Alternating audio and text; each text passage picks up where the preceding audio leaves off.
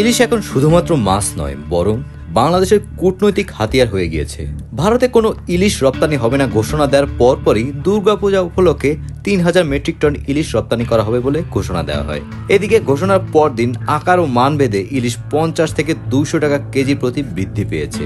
মৎস্য ও প্রাণী সম্পদ উপদেষ্টা ফরিদা আক্তার অবশ্য বাণিজ্য মন্ত্রণালয়ের সিদ্ধান্তের কথা জানান।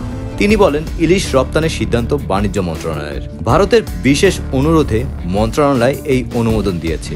তবে রপ্তানি করা হলেও দাম বাড়বে না বলে জানান তিনি।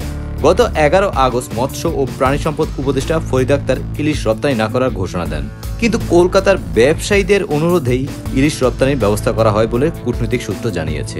বাংলাদেশের পররাষ্ট্র উপদেষ্টা তৌহিদ হোসেন বরাবর ৯ সেপ্টেম্বর পাঠানো এক চিঠিতে দুর্গাপূজা উপলক্ষে বাংলাদেশ থেকে ইলিশ রপ্তানির অনুমোদনের বিষয়টি বিবেচনার তাগিদ জানায় কলকাতা ভিত্তিক ফিশ ইম্পোর্টার অ্যাসোসিয়েশন FIA। তবে ইলিশ ভারতের সাথে কূটনৈতিক কোনো সম্পর্ক রাখে না বলেই উল্লেখ করেন সংশ্লিষ্টরা।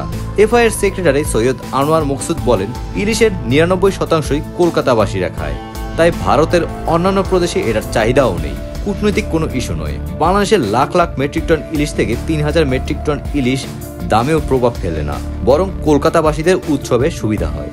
তবে ইলিশ রপ্তানির খবর পাওয়ার পরপরই দেশের বাজারে আকার ভেদে ৫০ থেকে ২০০ টাকা কেজিতে দাম বৃদ্ধি পেয়েছে। যাত্রাবাড়ি আড়তে গিয়ে দেখা যায় ছোট ইলিশ ৪৫০ টাকা, যেগুলো ৪০০ টাকা কেজি দরে বিক্রি হচ্ছিল। এছাড়া ৫০০ গ্রাম ওজনের ইলিশ কেজি প্রতি ৯০০ টাকা দরে বিক্রি হচ্ছে, যা একদিন আগেই ৭৫০ থেকে ৮০০ টাকা দরে বিক্রি হয়েছে। বড় ইলিশের কেজি প্রতি দাম বেড়েছে ২০০ থেকে ২৫০ টাকা। ১.৫ কেজির বেশি ওজনের ইলিশ কেজি প্রতি ১৭০০ থেকে ১৮০০ টাকা দরে বিক্রি হচ্ছে।